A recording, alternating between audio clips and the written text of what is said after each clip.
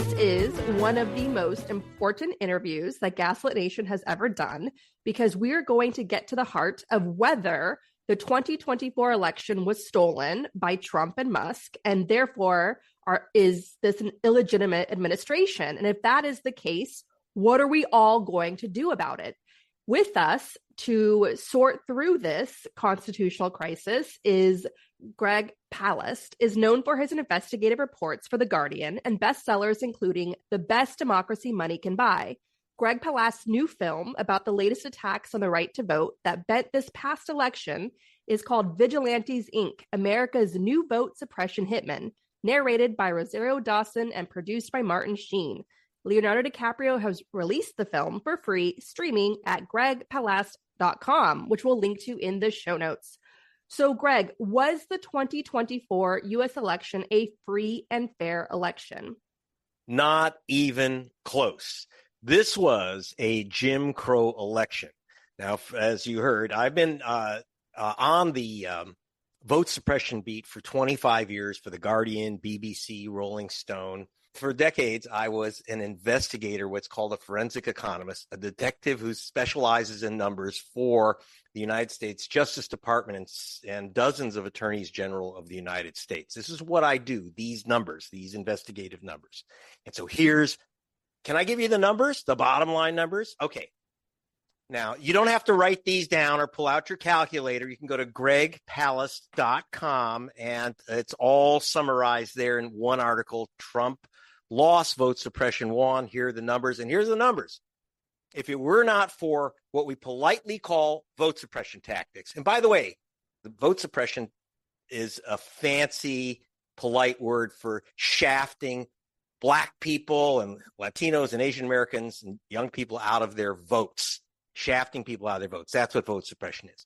If it were not for vote suppression tactics, which I will break down in detail, Kamala Harris would have had 3,565,000 additional votes, which would have given her a popular victory over Trump by about 1.25 million. And she would have won 4 more states: Wisconsin, Michigan, Pennsylvania, and Georgia. I ain't guessing. I'll give you some numbers here. I just said 3.5 million votes. Now, this is not the first Jim Crow election. We have Jim Crow baked into our electoral system. It was there in 2020, 2018, and all the way back. But this year was special in its ugliest attack ever that I've seen in my career on the rights of voting people to vote since the 1965 Voting Rights Act. Here's a couple of other numbers you must know. The first number is the number of people purged. That is, they're literally taken off the voter rolls. Now, I've by the way, covered elections for BBC all over the world, from England, Germany, Venezuela, Argentina, Liberia, and I haven't seen any nation that simply takes the voter rolls and crosses off literally millions of people. 4,776,706 people were crossed off the voter rolls without any evidence. I want to repeat that, without any evidence. They were removed from the voter rolls as illegal voters, people who were not voting from their legal voting address. Are there really 5 million felonious illegal voters in the United States that had to be removed? These are removed by the states. Well, guess what? You know how many they arrested for illegally registering? It's a felony crime. Out of 5 million people that they accused of and removed their right to vote? Exactly 0, Andrew. No one. It doesn't happen. And so, and by the way, where did Greg Palast get 4,776,000, that number? It comes from a government agency, the federal agency called the U.S. Elections Assistance Commission. Believe it or not, we have a government agency which not only tracks the number of votes and how we vote, et cetera, but it also tracks something else. The votes we don't count in America, the people removed from the voter rolls in America. That's our nasty little secret in America, is that we don't count all the votes or let all our citizens vote. We are unique among recognized democracies. I mean, I'm not talking Saudi Arabia or Russia here. I'm talking about the United States. We are the only nation in the OECD that pulls off this stunt of stopping people from voting. Again, these are not my numbers. These are from the U.S. government. Now, You mailed in your ballot? Good luck, Jackson. Most Democrats do. You're 51% more likely to vote by mail if you're a Democrat.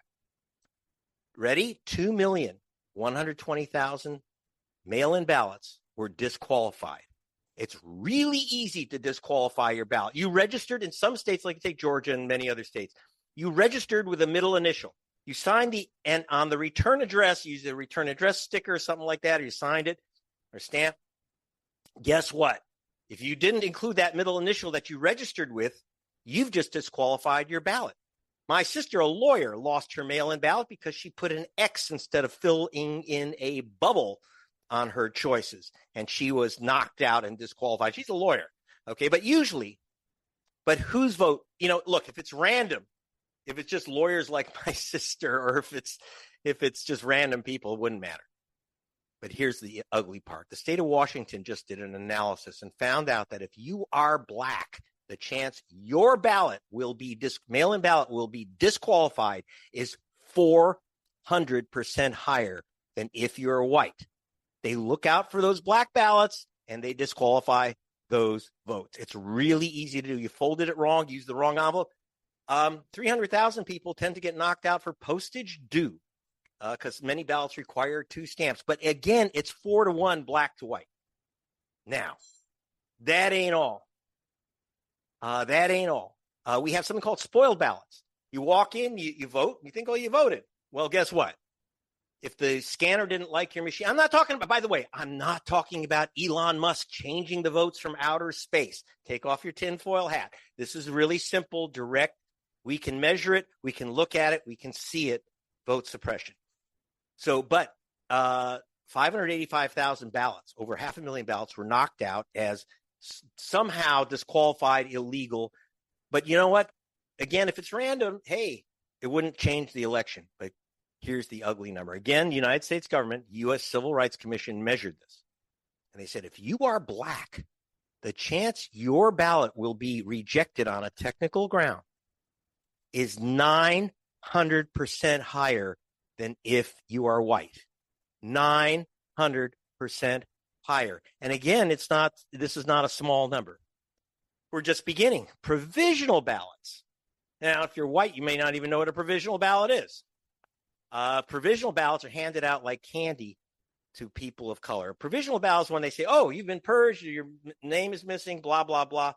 Some reason they don't like your ID, something. They don't like the way you signed your name. Well, they give you a provisional ballot, and the nice lady behind the desk says, hey, you fill out this provisional ballot, and they'll check your registration, and then they'll count your vote. No, they won't. No, they won't. They don't count your vote. Because what happens is if whatever knocked you out and forced you to provisional ballot keeps you off the ballot, unless in most states you have to physically go into your county clerk's office after the balloting, show them ID, proof of citizenship, etc., and then they might count your vote. Otherwise, forget it. That's 1.2 million provisional ballots were junked in the last election.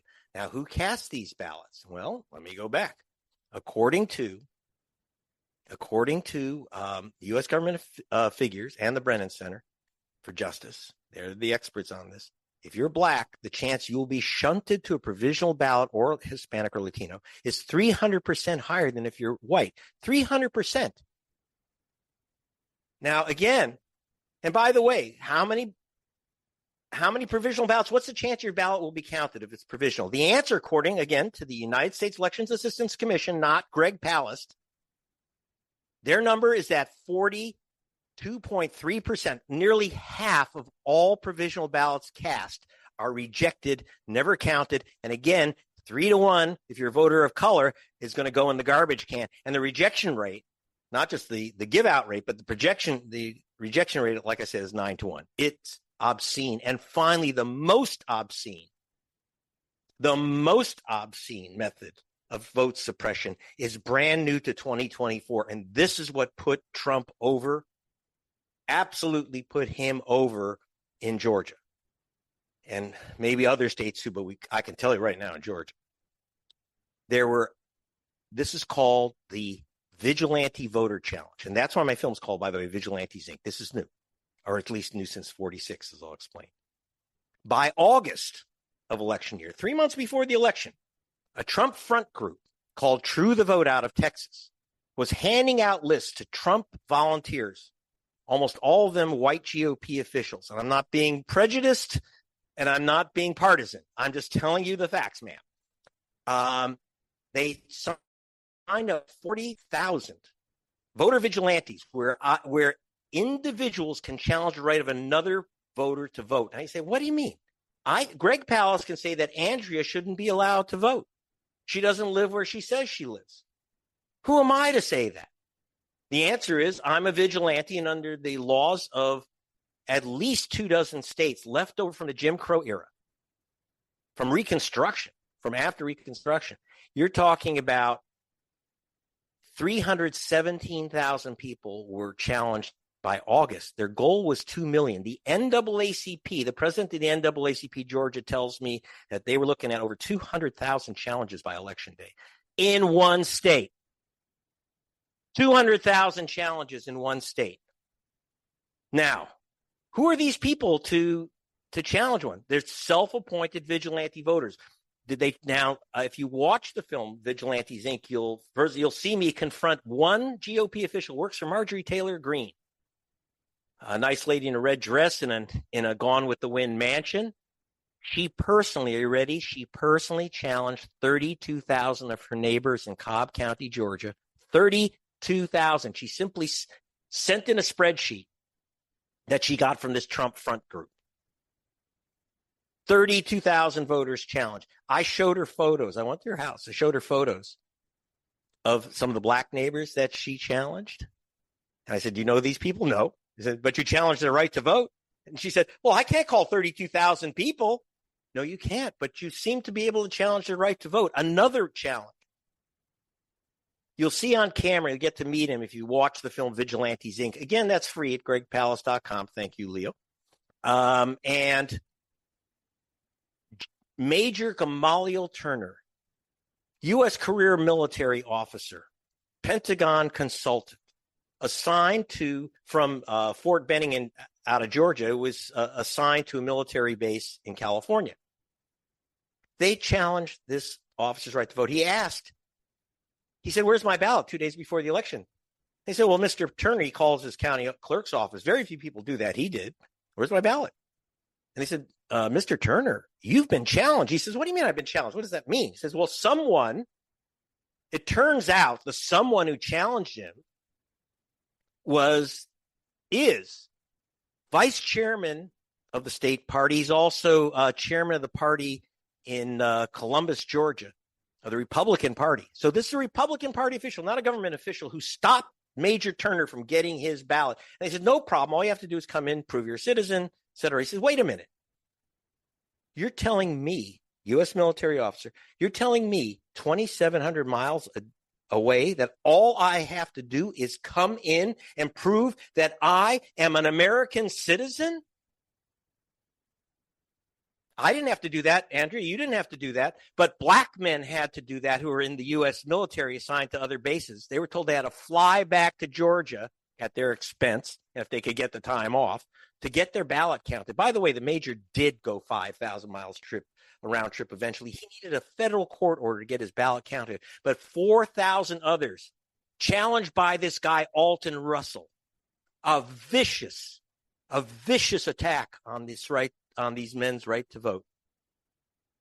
None of them got their ballot back except for the major who had to go to federal court. Now, in the film, you will actually see the major confront this vigilante. By the way, Alton Russell, you'll love this in the film. He actually dresses like vigilante Doc Holliday. It's his shtick. He likes to dress up like an actual vigilante. The unfortunate thing is that he had a loaded 6-gun on him in a holster. Thank God he was no Wyatt Earp when we confronted him. But this plan of individual challenges has not been used in the United States since 1946, when the Ku Klux Klan launched a scheme to challenge every black voter in Georgia. They pretty much did that and elected a Klansman as governor. That was 1946, but the governor, Eugene Talmadge, was about to be arrested by Harry Truman's FBI but he happened to drink himself to death just before the FBI cuffed him. Now, it was illegal in 46. How did it become suddenly legal now? And in 46, they were filling out these little forms. Don't let Joe Black vote. Now they use computers. They've taken Jim Crow into cyberspace. This is the most dangerous new Jim Crow attack yet, is this vigilante vote challenging, which is, by the way, why the film's called Vigilantes Inc., because Vigilantes Inc. is how the Ku Klux Klan incorporated itself as Vigilantes Incorporated. That's the Ku Klux Klan. And they did that to try to hide their criminal attack on black voters from the feds. But they don't do it they don't hide anymore. They're out in the open because who's going to bust them? Trump's attorney general? Who's going to bust them? Brian Kemp, the white racist governor of Georgia? Don't believe that he's a good guy because he wouldn't go to jail for Trump. This is what's happening now. So I can tell you now, by the way, if you add up all my numbers, there are many millions, many more than the 3.5 million vote lost by Kamala, because there's some double countings. Not everyone purged was going to vote for her. Okay, so we have to take out all that. So the net line is 3,565,000. 3.5 million votes is a lot of votes. And again, it's aimed at voters of color because they're the most vulnerable politically. And that's the story. And how did this happen? The final number I'll give you is the Brennan Center for Justice said the reason for this type of massive vote suppression, how it got worse, is that 30 states passed laws between the 2020 election and the 2024 election. 30 states, red states, passed laws making it harder for people of color to vote. We are running backwards as fast as we can from the Voting Rights Act of 65. That's the bottom line. Okay, I've given you enough numbers, class. There won't be a test. Don't worry. Shocking numbers. So 3.5, 3.6 million Americans voted in the 2024 election, but did not have their vote counted. That's a massive amount of people. Why aren't we seeing those people rise up, talk to the press, talk to local representatives, flood social media? Where are those human beings in all this? Well, they're on camera. If you go to Vigilantes Inc. and if you go to the NAACP, they've been screaming. I did a technical report. Well, I do my films they're movies. They're fun to watch. Bring your popcorn. It's no charge. It is a movie. It's a documentary movie, but it's a lot. It's an eye opener, but it's also entertaining. But I do technical reports for the ACLU, Black Voters Matter Fund, NAACP, Rainbow Push, where we go into federal court and I act as an expert witness because of my credentials with numbers and my degrees in economics and statistics. Now, so we do bring these things, but it's murderously difficult to get the U.S. media to look at what they consider a, quote, race issue. Once in a while, they'll bring up these things, but it's hard. I mean, when we sued the state of Georgia, Black Voters Matter sued the state of Georgia based on my ACLU investigation, and we went to federal court. So the New York Times covered that. Did they cover the effects of it? No, we actually went through, just to show you that we know what we're talking about when we say these things are phony. I hired the experts that work with Amazon and the United States Postal Service, who are the experts on where you live. Amazon knows exactly where you live, like right this minute. In fact, they know where you are this second. They know where you are, so does the U.S. Postal Service. We went through every single name by computer, of course, and we found out that the state of Georgia before the election knocked out 198,000 voters illegally, wrongly. 109. And we weren't guessing. We have the names and addresses of every legal voter that was removed. And we called 800, which statisticians out there know that's a big sample. We called 800, and overwhelmingly, they were African Americans. And no one that we called had any idea they'd been purged. And then they looked it up and found out, oh my God, I can't vote. So in fact, and I want to put a face to the names. When we did this analysis, I was at the polling station with our camera crews in Atlanta. And I was there, one black person after another is being thrown out.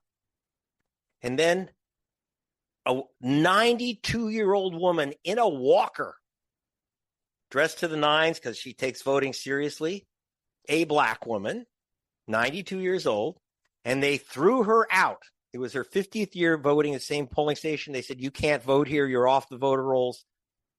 Looked it up. They thought that, she was accused of not living where she lives. So she was purged, that she didn't live in Atlanta anymore. Well, I went down the street to her Atlanta home, and there on the wall was a picture of her having dinner there 50 years earlier with her cousin, Martin Luther King. This is Martin Luther King's cousin. She was knocked off the voter rolls. Because of that 92 years old heartbreaking story, we didn't get her on the regular news, but we got her on the Daily Show. So the comics were picking it up. Why do we have to get our news from a comedy show? It's a tragedy. They gave her an award for the worst case of vote suppression in America. I hate to say it. There's a lot worse out there. And this is what's going on. So we're trying. What response have you had to your findings by people in positions of power? Well, we have some, there are some people out there. I mean, Jesse Jackson and I had a meeting with Bernie Sanders, who's a member, by the way, of the Black Caucus. There's no racial requirement. And Bernie was working with the Black Caucus. I mean, we've got the Black Caucus very, very concerned, deeply knowledgeable. My problem is that we can't get the white congressional caucus to get excited about these matters. Well, I would say that Sherrod Brown, who we just lost as a senator from Ohio, there are some people out there, and you just saw the terrific Jasmine Crockett. But again, this is an African-American congresswoman who's fighting this fight and taking my film to the Black Caucus. We are trying. And there are some progressive good people. There are even some state officials. And I have to say that there are some Republican local officials who refuse to accept these challenges. They fought and they were crushed by their own party. So we do get some notice in the press, but here's what happens. The press scampers away and disappears after an election.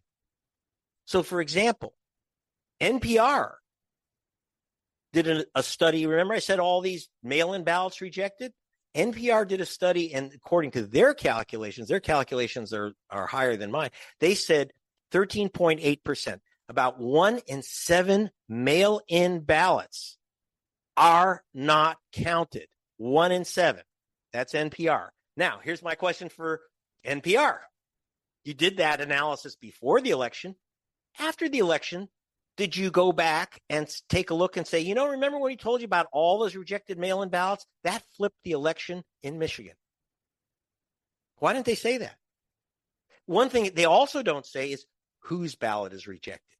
I told you that the state of Washington said you're 400% more likely to have your ballot rejected if you're black than if you're white. Now, NPR would not say that. They just said ballots are rejected. Oh, it's just random. So if it's random, it doesn't matter anyway. They never go back after an election. They never tell you how the race of the voters. They never tell you the race of the voters who are under attack. And it ain't random. And the race of the voters, that's where you get into ugly. And no one touches that, and no one talks about whether it turned over the election. I'm telling you, it overturned the election. So I'm telling you, and I'm using the official government numbers. And, NPR, where are you? We did have a story in the New York Times about vigilante voter attacks. They didn't mention that there were way over 1 million challenges. They just said, there's some challenges, which they called an inconvenience for local elections officials. But after the election, they didn't go back and say, well, we had 1 million challenges, overwhelmingly all of them by GOP officials, as far as we could tell, all of them. And that changed the election. No, they can't do that. They will never tell you that. After an election, everything is wonderful. Joe Biden, and I don't like to pick on, people who are, intellectually challenged. But he did say after the election that, like anyone who challenges the outcome of an American election is undermining democracy. No. Actually, to me, it's the KKK and their new modern counterparts who are a threat to democracy, not the people pointing it out, any more than a bank robber could say, I wouldn't be here in prison if I weren't arrested. So all I am is the journalistic cop on the beat. No, I'm not undermining democracy, Joe. No, I'm not.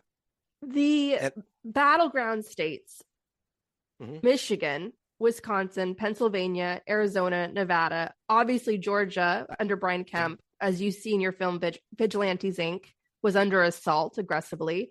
But Michigan, Wisconsin, Pennsylvania, Arizona, Nevada, those states were largely under Democratic leadership and had made great strides towards greater democracy in recent years.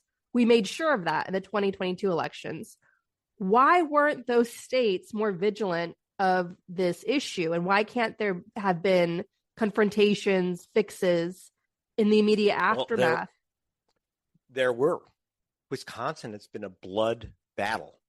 Now, I have to tell you, back in 2020, the only reason Biden won, but he doesn't know it, probably doesn't even remember it. But in 2020, I did an analysis of the purge list, the people they were about to remove from the voter rolls in Wisconsin. I did this for Black Voters Matter, and using the same team we used for the ACLU, that is the U.S. Postal Service and the Amazon experts. We went through the purge list and we found out it was overwhelmingly wrong. And we didn't just guess. We gave the nonpartisan state board the list of all the voters that were being wrongly accused of not being legal voters. By the way, that was being pushed by a right-wing group affiliated with the Bradley right-wing family, a group run by Cleta Mitchell, who was Trump's lawyer. So he had his fingers in that in 2020. So we showed them tens of thousands of people who were being wrongly removed. And we did something else. We mapped it. And we looked in Milwaukee, and almost every single wrongly tagged voter, almost every single one, was in a Black precinct in Milwaukee. However, there were quite a few that were in student housing precincts around the University of Wisconsin at Madison. So they knocked out students, they knocked out Black people. In 2020, the bipartisan board said this list is unreliable. We're not using it. That's the only reason Joe Biden won Wisconsin in 2020. But by 2024, they were able to maneuver to get more Republican influence on that elections board. And they used that same poisoned list. The list we proved was racist and wrong. And they used that list to knock out tens of thousands of voters. And that's how Biden lost Wisconsin in 2024. Now, you do have voting rights groups, civil rights groups, all voting is local. There's a lot of very good groups. Again, Black Voters Matter Fund, ACLU. We tried to raise hell, but it was very difficult. I got it in some of the local newspapers. We try, but it's very, very difficult to break. And especially since so many Democrats, the Democrats are split on this. So many Democrats are saying, shh, don't talk about vote suppression. The Democratic Party has done everything in the world to block me from doing these reports, just so you know, because the theory of part of the Democratic Party, not all of it, part of the Democratic Party is that if you raise the issue of vote suppression, people won't vote. They'll say, oh, my vote won't count. Stacey Abrams proved that if you say they're trying to steal your vote, then that motivates people to vote because they say, well, they won't steal it if it's valuable. It must be valuable. I'm going to vote.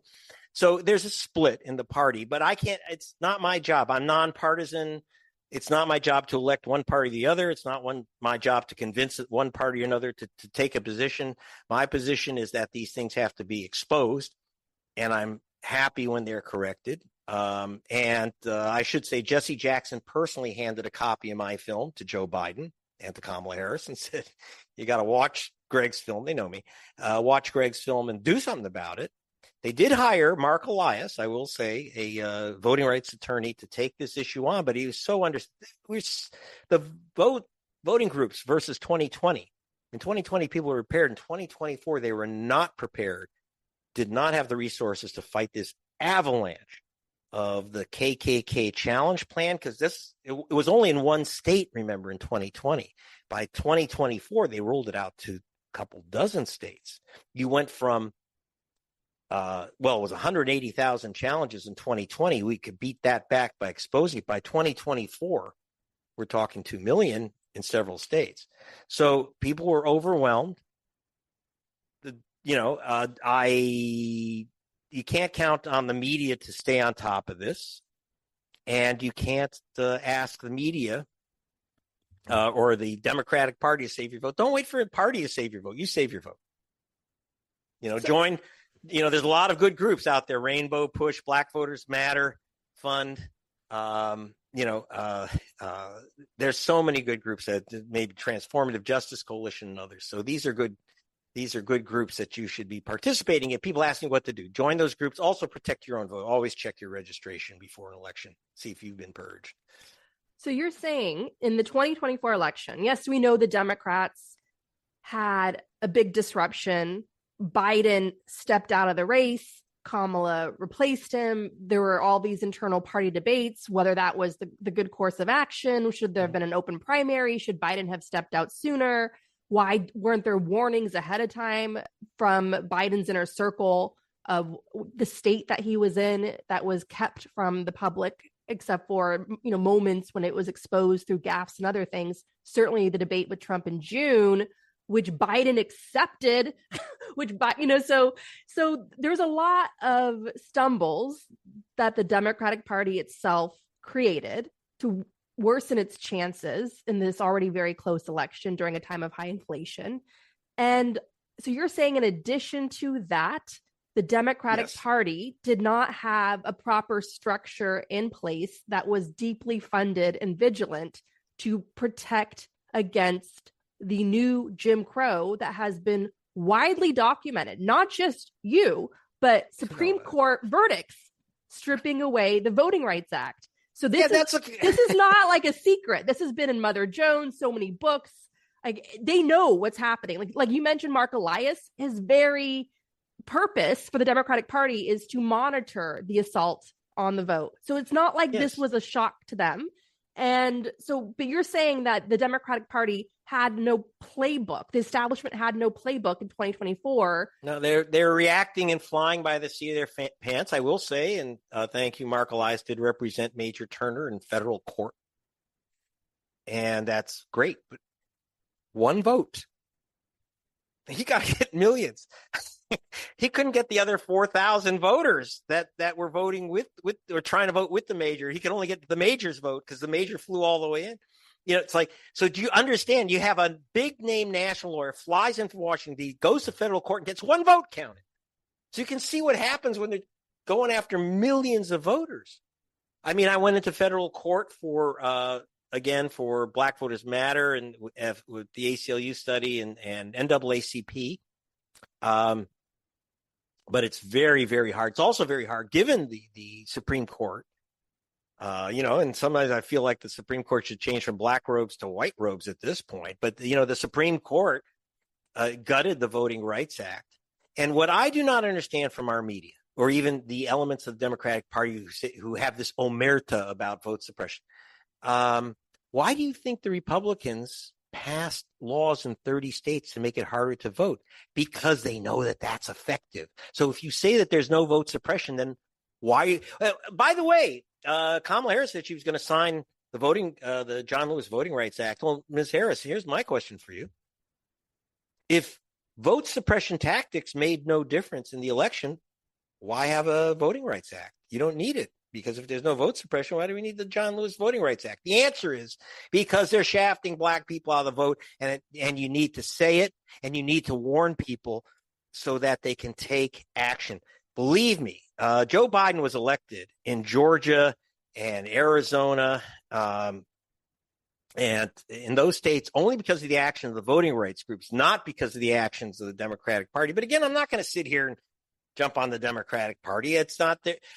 It's our job to save our votes, not hope that some politician somewhere. And don't forget, the politicians of the Democratic Party were elected with the current voter rolls, were elected under the current Jim Crow system. If you let everyone vote, not only would you have different leaders in office, you'd have a hell of a different Democratic Party.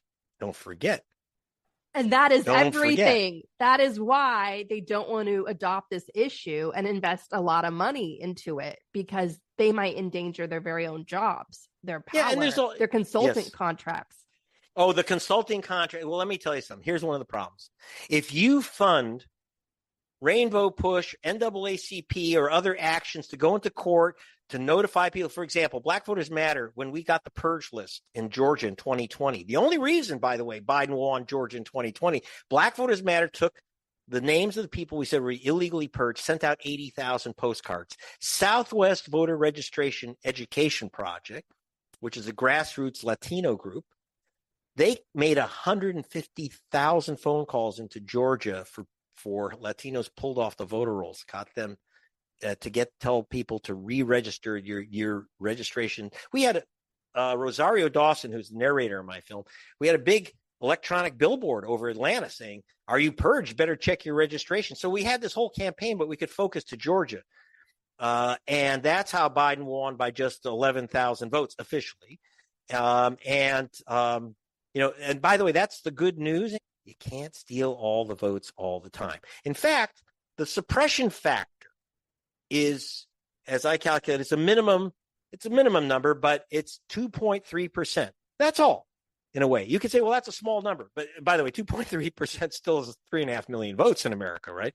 But our elections are so close. And because of our electoral college system, where if you steal a few thousand votes in one state, a few hundred votes in another state, you win the electoral college. Doesn't matter what the national vote is. But it's only 2.3%. So you can overcome the steal, as Barack Obama did. There was plenty of vote suppression during the Obama 08 and 12 races. I was a reporter for BBC television and doing these reports, also Nation magazine. And, it wasn't as bad as it is now. They've cranked up the suppression tactics like the voter challenges, but still. So when you talk about all the stumbles and political scripts of the Democratic Party, yeah, I mean, they got it close enough to steal. You have to ask yourself, how did the Democratic Party get it close enough to steal? How did Al Gore get it close enough for George Bush to steal? For those who know my first original reports 25 years ago for The Guardian and BBC on what happened in Florida, Al Gore lost the presidency by just 537 votes in one state. 500 votes, that's what determined our presidency. But I uncovered that 58,000 black men were removed from the voter rolls they were accused of being ex-cons, felons who couldn't vote. Not 0 of the 58,000 were illegal voters. But that's how Bush became president over Gore. Of course, Gore never said a word, but that's what happened in that race. And so Jim Crow has elected our presidents throughout American history. Let's not forget, when we talk about our great democracy, until the Voting Rights Act of 65, most black people in the South couldn't vote. By the way, there was no law after the Civil War. Not one state had a law that said a black person can't vote. They just used these Jim Crow tactics, like the KKK plan that was just resurrected by Trump, literacy tests and all kinds of games that they would play, which you'll see in the film. But so it's an old story, but they can't, since the Voting Rights Act, it's real simple. They can't steal all the votes all the time, about 2.3%. So obviously, if you can't, I think one of the things we have to accept is you don't win anymore by, 50% plus one vote. 51% don't do it. You're going to have to win by at least 54%. It's that simple. And that means you get active. Again, I'm not pushing for the Democratic Party. I'm not pushing for anyone. That's not my job. I'm just a journalist. But we have a lot of work to do to get people to vote. Don't count on the Democrats. Obviously Biden made a lot of mistakes with inflation and with and obviously the cover of his condition. Though I think every journalist knew that once he skipped the Super Bowl interview. So this is now, if 1 year ago today Joe Biden had done the interview and knocked it out of the park, it's a softball interview, he'd be president right now. But there's still that massive hill to climb against vote suppression. And it's our job to take down this ugly pile of trash. And how are we, the people, supposed to do that, especially when everything you're describing about the Democratic Party establishment sounds like what we call in authoritarianism studies controlled opposition, where they're just going through the roles of they're play acting, pretending to be putting up a fight for the cameras, but really they're not putting in the meaningful work of actually protecting our elections and fighting for what's right. Al Gore and the Democrats, if they had stopped Bush in 2000, the world would be a very different place. We would not have had all those illegal invasions of Afghanistan and Iraq, which gave birth to ISIS, and on the list goes. And then the gambling den of Wall Street crashing the global economy in 2008. Like, Bush and Trump are neck and neck over like who's the worst president of the United States ever. So I want to ask you, in your view, do you think the Democratic Party establishment is essentially controlled opposition? And the second question is, what can we, the people, do to ensure that we're going to have free and fair elections in the midterms, which is just 2 years away? Well, a couple things. 1 year away. The midterms are 1 year That's away. Right. Yeah, get ready. So part of it, too, the way the Democratic Party spends its money, it like I say, Mark Elias was way under-resourced to deal with millions of votes, millions of voters purged, challenged, shunted to provisional ballots. His little office wasn't going to do it. But here's the thing: you give money to Mark Elias, you give money to the groups in the street that are bringing out voters, protecting their votes, etc. No consultant makes any money off that. If you put an ad on MSNBC, you get 15%. Kamala Harris spent $1 billion on mostly useless television ads. And but that means that someone on that $1 billion got $150 million in fees, and that's just the kickbacks from the networks. So that's not where. So look, both parties. There's one political party, Hezbollah Shekel, the party of the cash, and you would not have, again, the current Democratic Party is there because they were voted in under these Jim Crow laws. They're not so crazy about changing it all. I mean, I saw this in California. Look, I've gone after my reports. I've gone after the Democratic Party too. I don't pick on one. It's just that this year, these ugly systems are almost exclusively Republican. But the Democrats have done some pretty ugly stuff themselves too, especially in the one-party states that they control, like California. Until recently, New York was one of the last states to even allow mail-in balloting, because God forbid minorities should be allowed to vote in New York. I mean, Andrew Cuomo wouldn't like that, especially now he's running for mayor of New York. They're afraid of the Democratic Party is as afraid of black people as the Republican Party. Well, they're different. The Democrats are afraid. The Republicans don't want them. That's a bit different. But that's, Greg Palast political analysis. I mean, my thing is, I'm a numbers guy. I want to warn you about the numbers so that you know the hard numbers. But there are things you can do. And I start with something simple. Save your own vote. You start. Almost every state allows you to look up your registration, whether it's currently active, whether you've been challenged, purged, or otherwise, and check it.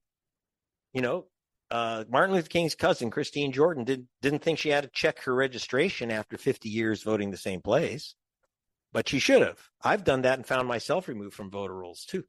Once I actually did it on air. I said, look how easy it is to check. Oops, no such voter. So I re-registered on the spot. Do that. Get all your friends and family to that. The second, tell them to watch a movie. Go to gregpalast.com.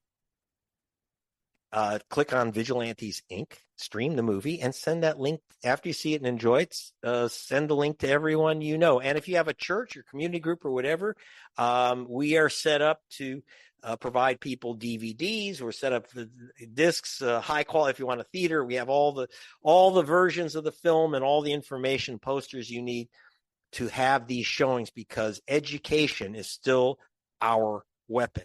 If people know, it's hard to steal votes from people who know. Like a guy like Major Turner is sharp. One of the reasons he flew all the way to Georgia, one of the reasons he said, "Where's my ballot?" is his father is the Reverend Harold Turner.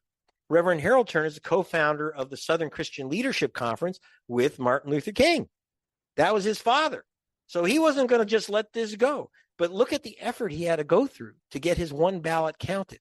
But you don't have to all go through that. Most of the time it is, for example, they want to give you a provisional ballot when you go into vote. Say, no, don't give me one of those placebo bullshit nonsense ballot.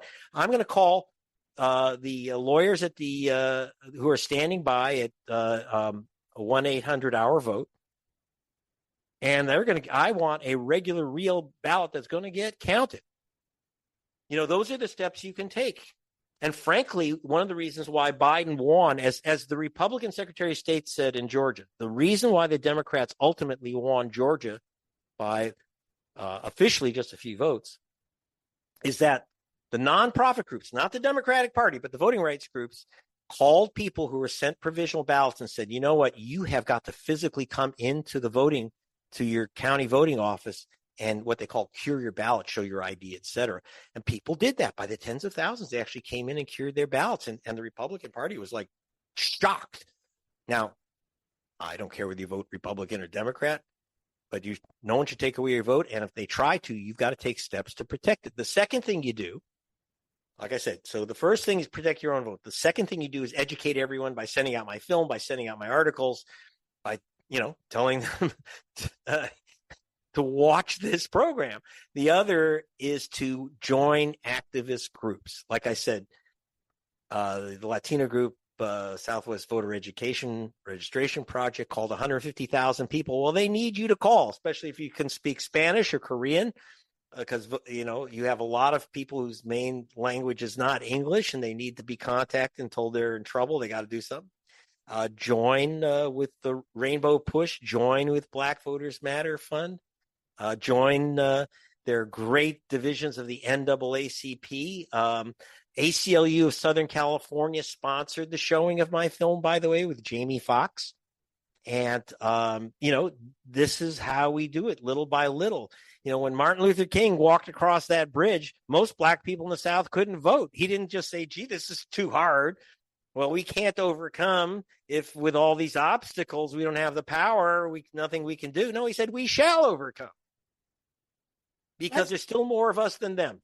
Exactly right. And to that end, do you recommend that groups of people, maybe working for some of the organizations you mentioned, take the power into their own hands and take the John Lewis Voting Rights Act and get that legislation passed locally in their state where they live, especially if they have Democrats in charge?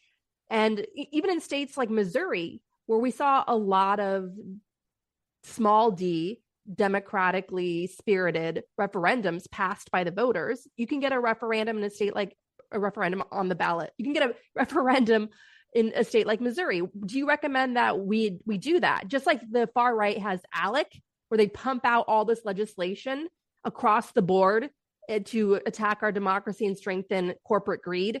Should we take it upon ourselves to get the John Lewis Voting Rights Act passed where we live, on the ballot, no matter what kind of state we're in? Well, yes, and it doesn't matter. And don't count on Democrats. In fact, the Democratic Secretary of State of Michigan tried to stop me from publishing, try to shut down our website when we said, here's how you re-register, because she didn't like the fact that she had asked, we had gotten from her the Michigan purge list, and we said, here's the people that have been purged. If your name's on here, re-register. And she tried to shut us down. I had to get the ACLU to back her off. So there's a lot of Democrats who are very, very, very hostile to voting rights, very hostile, including, especially in Michigan, where the Democratic Party really does not want a black. Remember, if you let everyone vote in Michigan, you'd have a black Democratic Party, and that's the last thing those politicians want. So like I said, the Secretary of State of Michigan, Democrat, would do anything to stop us from getting black people back on the voter rolls. That's just the damn truth, and we have to be aware of it. On the other hand, other parties, and by the way, there are some Republicans with integrity. I told you about all these local elections officials in Georgia who refuse to accept these cockamamie challenges. They say, we don't care what the law says, this terrible Jim Crow law in Georgia. We're not going to do it. We think it's unethical and violates federal law. Well, they don't have to worry about federal law anymore because there is no chance, zero, that the Trump administration is going to try to charge anyone for voting rights act violations. I mean, we couldn't get the Biden administration to move on these things. And the Obama administration was pretty fourth rate too. They didn't take voting rights seriously. Obama never had and I quoted him a private conversation that I knew about where he said, Black people are responsible for 70% of their problems. And that was his response to the voting right, the issue of vote suppression. So Obama was very hostile to us on the issue of voting rights. And he says, well, it only takes a few minutes to vote. Well, yeah, if you have the Secret Service kick everyone out of line for you and make sure that you vote and you've got your passport and you've got your chauffeur to prove your ID. So there is a problem, as you say, within the Democratic Party in terms of how much effort they want to put into this. They don't like the people that have been thrown off the voter rolls. They're happy to have them thrown off the voter rolls in many cases, but not everywhere. It's a split within the party. But that's why I say I stay out of the party stuff, because we have to do it ourselves. Join the groups. There are very good, like I say, a few Republicans with real integrity.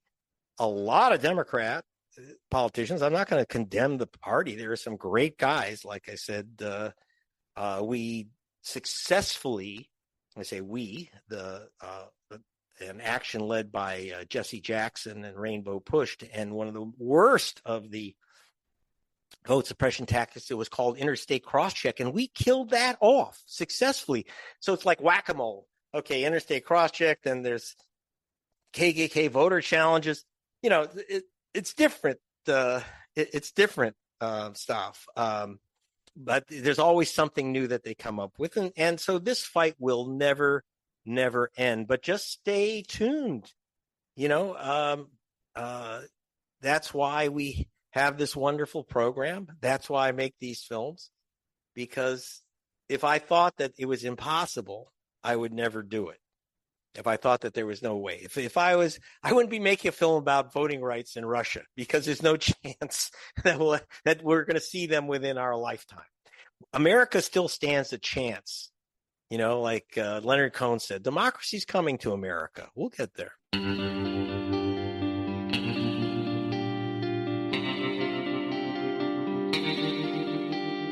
Want to join the conversation? Shape the show by becoming a member of Gaslit Nation on Patreon. Join our community of listeners for exclusive Q&A sessions, bonus shows, get all episodes ad-free, invites to live events, and more. Most importantly, connect with other listeners in our group chat and committees, planting seeds of change. Sign up at patreon.com/gaslit. Gaslit Nation hosts Resilience Political Salons every Monday at 4 p.m. Eastern. Can't make it live? Recordings are available to our community on Patreon. Salons are your space to vent, ask questions, and connect with other listeners who also really, really hate Nazis. To help Ukraine with urgently needed humanitarian aid, join me in donating to Razom for Ukraine at razomforukraine.org. To help refugees in conflict zones, donate to Doctors Without Borders at doctorswithoutborders.org.